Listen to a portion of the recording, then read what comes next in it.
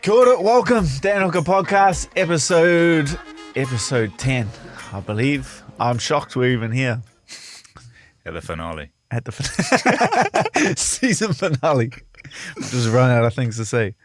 So today I have a guest on, Mark Timms. Us. Welcome. I'll introduce Mark Timms. I'll introduce why I'm having him on the show. Mainly because he's there's a lot of eyes on city kickboxing. There's a lot of eyes on New Zealand, the New Zealand martial arts scene, and what's going on down here. Kind of what's in the water down in New Zealand, where all these fighters are coming from, and doing so well in the UFC. And you are a foreigner yourself, my friend. Yeah, from Birmingham. Immigrant. Yeah. And you've come over to New Zealand. And you're training at City Kickboxing. You're now fighting out of City Kickboxing, representing it in the gym every day, and really integrated yourself as part of the team. So I wanted to get you on just to get your insight, like the insight of a foreigner coming over to New Zealand. What's it like? How great is it? Tell us how awesome New Zealand is as a country, obviously. But just the challenges you've faced, and because when I was a kid growing up in New Zealand, I always looked outwards. I never knew that the best training in the world was here. Like for the first 8 years of my career, I was always thinking, man, I got to get overseas. I got to get to Thailand. I got to get to America. I got to get here. Even throughout my UFC career, I just was looking outwards. And it wasn't until I actually went outwards, explored the training, I realized what I was missing in my own backyard and what I already had and the level of coaching and training that already exists in New Zealand. So I'm going to get your interest. Well, you did come over here before the pandemic. That's like the number one reason that's like locking foreigners out of coming over here. Yeah, so no one else can come now. I'm the last one. But I can tell you about it, how good it is. But you can't come, unfortunately. But so I sort of done like really similar stuff. Like I'd traveled loads, and I was in England for started training when I was about 21 or something. Done a little bit and bits and bobs when I was younger, and then I'd done like about 5 years just on the Muay Thai circuit in England, and then I done quite well. But then things just started to dry up a little bit in just the fights in general just started to dry up a little bit in England. I was struggling to get fights, and I was just like, I don't know, I just want to put myself out there and just see what happens, like I just wanted to, I was just like, there must be something else, you know what I mean? And so I thought now or never, so I just like jumped on a plane and just started, just going to different gyms and stuff. Like first I went to America and then Australia, and then I ended up in China for ages, like for way too long. Well, that's when you bumped into some of the Kiwi boys. I know you train with Quaid, you train with Israel over there. Yeah. So with that, having done that and stuff, like when I was in China, I obviously met a lot of Kiwis and stuff, and then they all went back, and then I was like, right. I followed everyone's career anyway from CKB, and I was like, that's a good spot to go.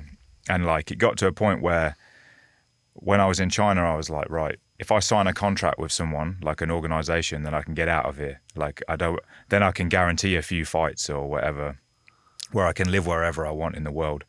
And I don't have to live in China and like be on that circuit the whole time, so I can fight frequently and stuff. And then, Mike came over with Israel at one point, and we done some sparring, done some training with Mike and stuff. And then I was like, that's probably a good option. Like I already have friends there and stuff like that. Obviously you were all doing amazing, and I was like, I signed a contract with Glory, and I was like, right, let's go. Like I can finally leave. So I sort of like trained at a lot of different places, like for all over and stuff. And then I was like, now I'm settled. Like I've got I had a contract and stuff like that. A useless one, it turned out to be, but didn't matter because then Glory they're still running, right? sort of, I don't know what's going on. They went into receivership or something, which is, I don't know what that even means, but it sounds shit. Yeah, that ain't good. It sounds like they're you don't really have bad. any dough. Yeah, that's really bad. Yeah, so I don't think they've got any dough anymore. They were terrible anyway, but then it didn't matter. It gave me the opportunity, well, it gave me the foresight to sort of go like, right, I'm going.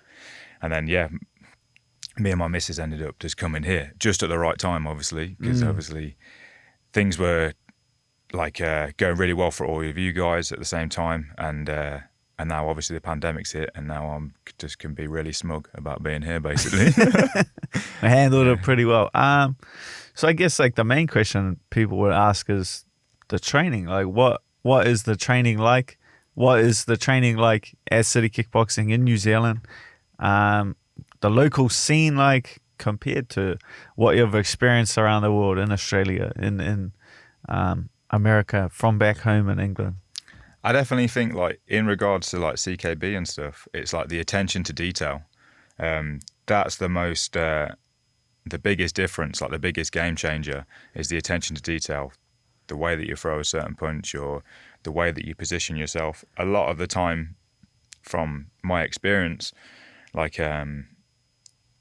everyone sort of fought each other like just like straight in front of each other, you know, like it was just very, and just go hard basically, or like it wasn't.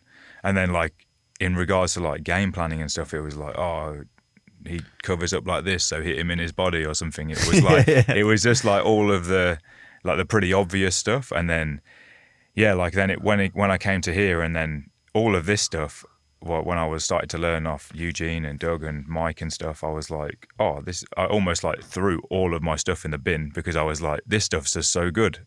Like, you shouldn't do that, obviously. But yeah, it's like the attention to detail, that's what it was. It was like, that's what really separated it. And obviously the way that the gym was, like, it wasn't like the gyms that I've been in England and stuff like that. It's just like loads of hard sparring, loads of like hard pad work. Pretty much everybody in the gym hates each other. It's just like, it's just like one of them. Like, that's the culture would be one of the main things that I've seen from like my travels and experience. Like, I've never run into anything with like it's more of like a family culture. Yeah. At the gym, rather than like in America was kind of treated more as business. Like, we're here as business.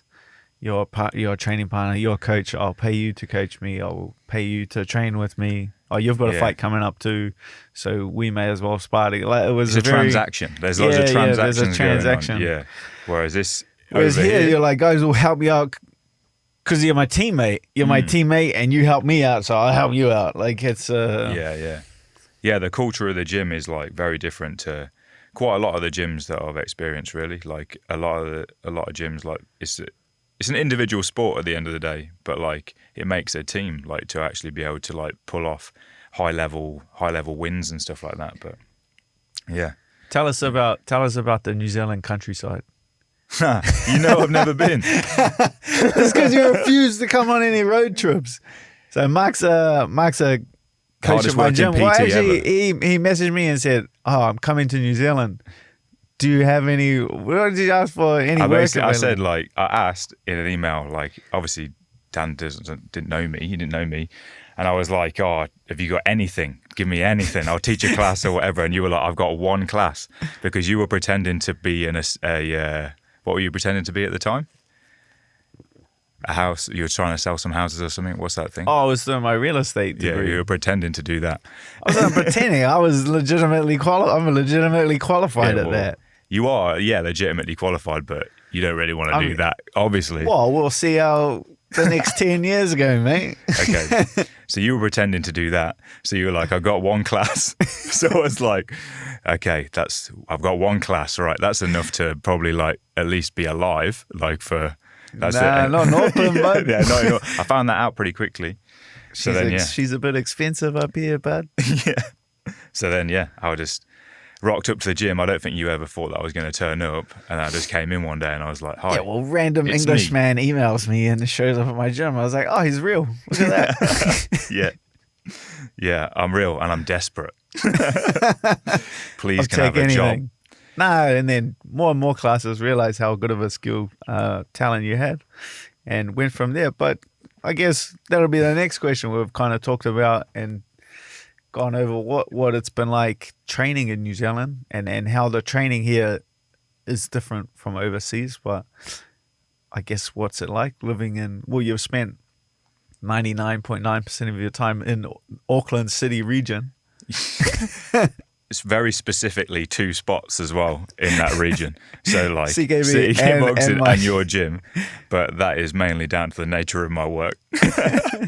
So that's why I have not seen any New Zealand countryside. We need to get out. We need to get out. Experience. No, I went to Rotorua that time.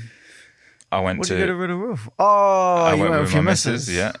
It smells of farts there. And that's It's it. cool, huh? Yeah, it's good. I love Rotorua. And then what else did I do? I went that other place. I went another nice place. I forgot the name. You went to Coromandel. I went to the Coromandel. Yeah, that's a good place. Yeah, I went there. I'll go there again. But yeah, we went to Hamilton. I've been to Hamilton. You've been loads.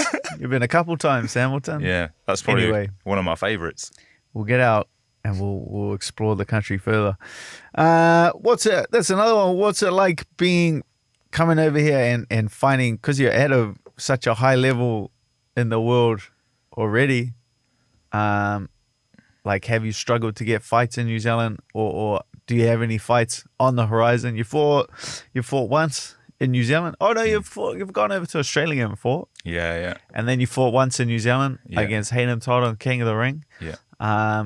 King of the Ring's looking for another matchup for you in the future. Yeah, they were hoping to get me on this next show coming, this end of year show, but can't get an opponent for now, I don't think. But I think hopefully that'll sort of happen early next year. And then I've got my eye on this. There's an 8-man in Australia in March that I'd be really keen for. That's it's got quite good prize money for kickboxing, so I've got my eye on that. Hopefully I can get that sorted for early next year. But yeah, it's quite difficult. It is difficult to get matchups, I think, just in general. Like in it's just at the time, in the pandemic time. Everyone's like real hesitant to put a show on. It's hard to get like more experienced guys to commit to something that's a maybe. Like, because when you get more experience, there's got to be a bit behind it. The money's got to be there. Like everything's got to be there for it to kind of make sense. Yeah, that's the thing. There's not like loads of money in the sport, like full stop. So it's like, okay, this is a post I found that I wanted to discuss with you specifically, Mark Timms, because you have spent a lot of time coaching as well, and it's from he's an old fighter, Dennis Kelly. He used to fight in Australia back in the day. I believe he was from England, come over for professional MMA. He fought on the local Australian regional circuit, and now he's just living and coaching in Australia. But I read it yesterday, and I was like, man, a lot of fighters need to hear this. A ton of young fighters need to hear this, and they need to understand it. So the headline: why fighters must train in regular classes. Why do some MMA fighters have successful careers while others start well off, but then quickly go downhill? I've seen fighters have a lot of success early in their careers, then they stagnate, they stop improving, and they gradually get worse and worse results. How can we explain this deterioration of skill and results? There are several factors that can have a bad long-term effect on a fighter's career, and it pretty much goes on to discuss. They see guys like Floyd Mayweather, or they see world champions have very simplified training camps. Floyd Mayweather, you just see him working with the 1 or 2 coaches, hitting pads, and only having one-on-one. And that really comes from a pro boxing kind of scene. When you get further and further up, just that team becomes so much smaller. But it's like they have the money to put a fight camp together. They have the money to pay individual coaches. They have the money to pay individual sparring partners. And I'll get back into it. Why the fighters think they don't have to do regular classes. They think that training in regular classes and non-fighters will hold them back. This is not true. I've seen many recreational students who have a much higher skill level in specific areas than professional fighters. The fighter would actually benefit tremendously from training and sparring with these non-fighters. They believe training should be just focused around them. It's completely unrealistic. Even if the fighter is paying his trainer 10 or 20% of the fight purse, it's very unlikely that any decent or suitable qualified trainer will be willing or able to devote all of their time over the course of an 8-week training period. Do they think they already know everything that's being taught in the class, so there's no point in wasting time practicing it again? This is usually never the case. There is always more to learn and upskill and refine and improvement upon. Like it just goes on, and I think a lot of fighters need to do that, because I myself do the classes. I only have 2 one-on-one trainings a week. I have like one with twist, with virtue holds pads, and one strength training with my strength coach Makoto. The rest of my training is public classes, like our group sessions, MMA in the morning is city kickboxing. That's a public class. The sparring, that's like public sparring at city kickboxing. Or I'm doing the classes in my own gym. I'm doing your classes or Rod's class or Karen's class or one of the other coaches. I'd say that 95% of my training is like group classes. But I even have like young fighters in my own gym that only want pads or only want to do this conditioning at this time and move around, and they're like cherry picking their training instead of trusting the system that's been put in place by their coaches. Yeah. I think when you do that, you just end up with, it's just, you're having it your own way too much. Like that's the thing. Like having it your own way, even with the public class, like you need to, like young fighters need to work with like every different body type, just because everyone's timing is different. Everyone's like their length is different. It's, you know, if you do a pub class or you do it with like a large group of people, you know, you're getting a long skinny guy, then a thick shorter guy, and you need to feel all those different body types. Yeah, and you got to solve those little individual puzzles as well. Like it's no good if you just constantly have like the same body. You can work them out like over a short period of time. Whereas if you're having different people all the time, then you've just got to problem solve yourself a little bit. Like I had to like explain it to our guys as well, because you know people would come in and they'll only partner up with the same person like every training session. And I'm like you need to train. I've been in it. Once you're in it long enough, when you're in it over a decade, you realize that you need to train your future training partners. Yeah, you need to like invest in the people around you, so you're not just, you know, if you just work with a handful of 1 or 2 people, new people come in, no one works with them, they don't stay and they're not progressing, so they leave. They leave, and then your training group is only going to be a handful of people. But if the new people come in, you only have to invest in them like a few months, 6 months, a year. Now you have a viable training partner for the rest of your career. It's like a lot of the training partners I've been training with for an incredibly long time. I have trained some of my training partners to the point where it's just competitive. Yeah, exactly. You should train your training partners. We had a really similar situation. Well, we had a situation like this in Australia before, where the fighters in the gym, like the professionals, would disappear. They'd have a fight, they'd disappear, and all that was left was just like this, like a skeleton crew of like people with aspirations to fight, or maybe they'd had one fight, and then at the time I looked at the landscape of the gym and I was like, oh, there's no one to hold pads here, there's no one to spar or whatever. But then just started training those guys, just like start training them, hold some pads for them, show them a few things. Within a pretty short period of time, 3 months, 6 months, you've got a room full of dedicated training partners. You've got a room that have like, they're there to hold pads for you, they're there to spar and stuff like that.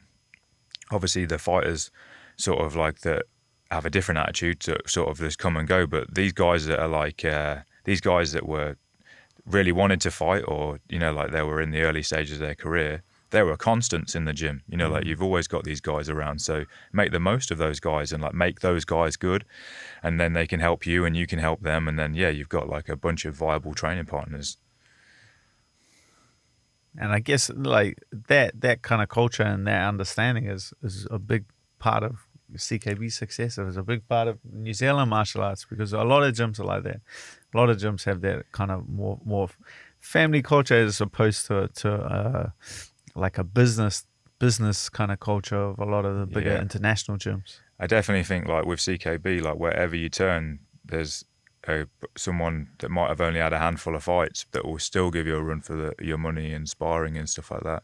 Like when my friend came over, when Silk came over, it's like he started like obviously training with everyone and stuff, and then like obviously he knows who you are, he knows who Israel is and stuff like that. And I was like, trust me, there's guys here that are amazing that you've not seen before. You know, like you. Well, yeah, you do that. Like you do find that in a public class.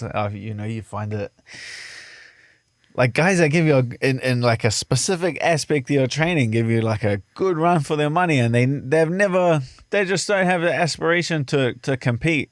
Like I've had a lot of like my first coach, he's never had like huge aspirations to compete, but to this day would probably beat the crap out of me. You know, the guy could be the champion of the world, you know. The guy had the talent to be the champion of the world, but like the aspiration to compete is just not there.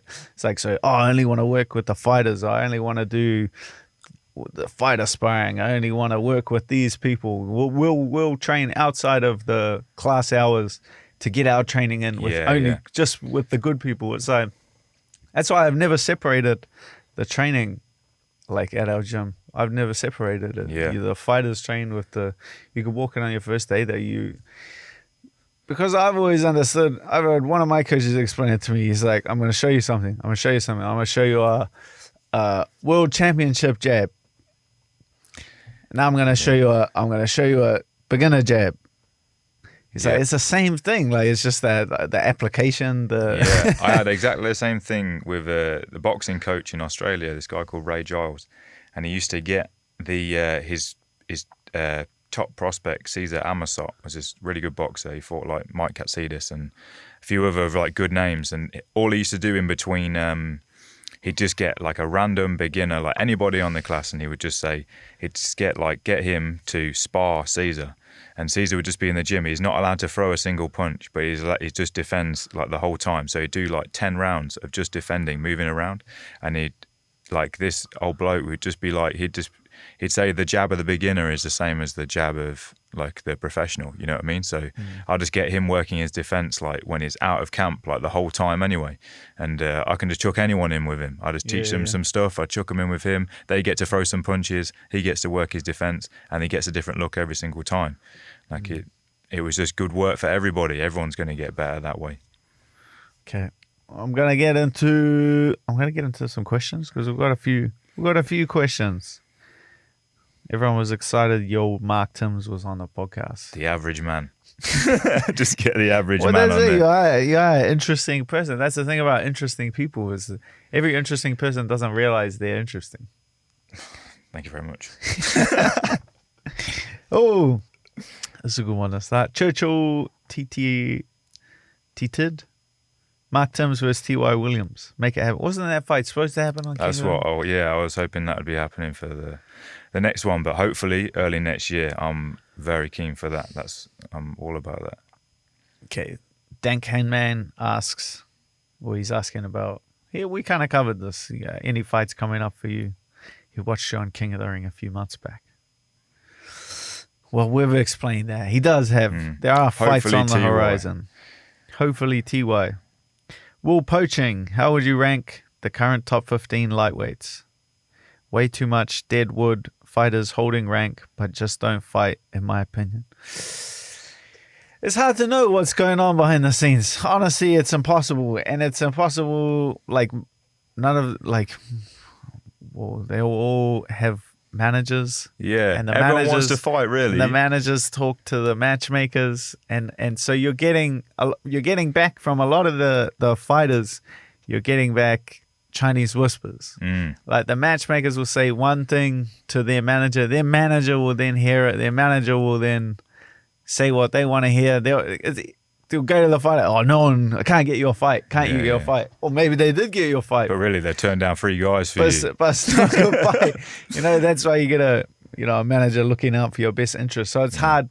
It's hard, like, when fighters and matchmakers, all China's whispering to each other and then coming out in public and being like, no one wants to fight me. Yeah. No one wants to fight me. You can pretty much guarantee that the top 15 all want to fight each other. But there's other stuff in the way of that. Like 100%. It's not the individual's fault. Way too much. Yeah. A lot of Chinese whispers. Thoughts on the upcoming Glory World Series event? Do they have an event coming on? Yeah, I think it's Badr versus... oh, yeah. Is it Jamal Ben Sadiq? I think. Oh, no. Anyway, I think that whoever, I think it's just going to end up Badr will win, hopefully without getting injured. Then it'll be Badr versus Rico again, and then Badr will probably get injured again. Even though he is a bad man, and obviously he was winning that last fight. But yeah, I think everything is just like accumulating to that to happen again, a trilogy fight, which could be disappointing again, unfortunately, because my man's ankle's broke or something. Upper_cat. Who of the boys is the best kisser? What? I don't know. We'd have to speculate. What? We've got to go around kissing all the boys at CKB? No, I don't think we're like, maybe we've heard from someone. I don't know. No, I've not heard. Buds is a pretty passionate guy. That's what I hear. Kevin's French. Chris Briggs, 933. Who has the best jits at CKB out of the UFC guys? How hard is Izzy to take down? Who has the best jits out of the UFC guys?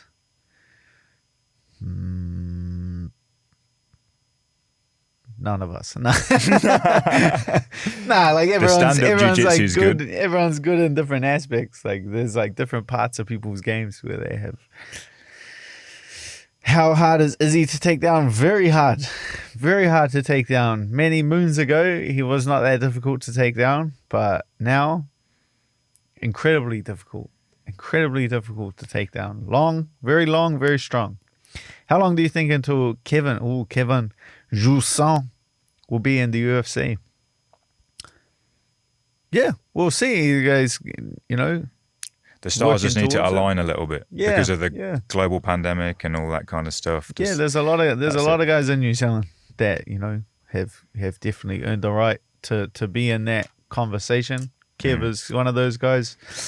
Brogan Anderson was one of those guys. Matt Vale's one of those. Like those are two guys there that really have the resumes to qualify themselves. They've had a lot of fights. They've had long careers, professional careers outside of the UFC. To kind of tick that off the list and earn themselves a place. But yeah, Kevin's definitely one of the top guys from CKB who's in the mix. Quassam. Did Kevin get his mate to send that one in or something? Probably, yeah. Quassam, would you consider fighting Dos Anjos? I don't know. I didn't watch that fight. I didn't watch it. Well, I kind of watched it with one eye. But it's like, that would be, I suppose that's interesting. The thing is that everyone's got a... It didn't strike me as the most exciting fight from watching it. Not watching it. from watching it. Well, there's watching a fight and watching a fight. Yeah, I didn't watch it. I just like it lights a fire under you when someone is exciting. Like you watch a guy like Justin Gaethje fight, bang, knocking guys out, bang, chinning these guys, putting them down. Yeah. Tony Ferguson just spinning like a madman, cutting people off with elbows, submitting guys, like finishing. Like those guys, I watch them fight, and I'm like, whoa. Yeah. I'm going to have to be like, it lights a fire under you. It's easy to train. You're like, whoa, that's exciting. I watched Rafael dos Anjos cuddle Paul Felder against a cage for 5 rounds. And I'm like, oh. Yeah. It doesn't like light a fire. It's not like and he kind of blows hot and cold a little bit as well. So it's not like it doesn't. Yeah. It's not that the fight doesn't injure. I would fight him. I would fight anyone if you pay me that much money. I would fight anyone. But interest me? That's a whole different ball game. Bong Campbell. Who dominates now Khabib's gone? I don't think anyone dominates. There's a lot of fights that have got to happen before you can say somebody dominates. Like, yeah, but I don't see anyone like dominating for a long period of time. Oh yeah, unless you're looking at it and seeing it as anyone have like the capability to make a big jump in improvement at this stage of their career, which you look at the lineup. I don't know, just the quality of fighter, like with Tony and Dustin and Khabib, Gagey, like guys like that who can turn a fight with a punch or turn a fight with a strike. It's difficult to dominate. It's like why the heavyweight title is so hard to maintain. It's all like 50-50 fights that have got to happen, which is obviously like really good for everyone. Wherever Khabib's involved, it's always a 60-40, maybe a 70-30. But now it's a bunch of 50-50 fights that now have to happen, which is good. Marty, how's your relationship with the fighters you fought, a la Paul and Dustin?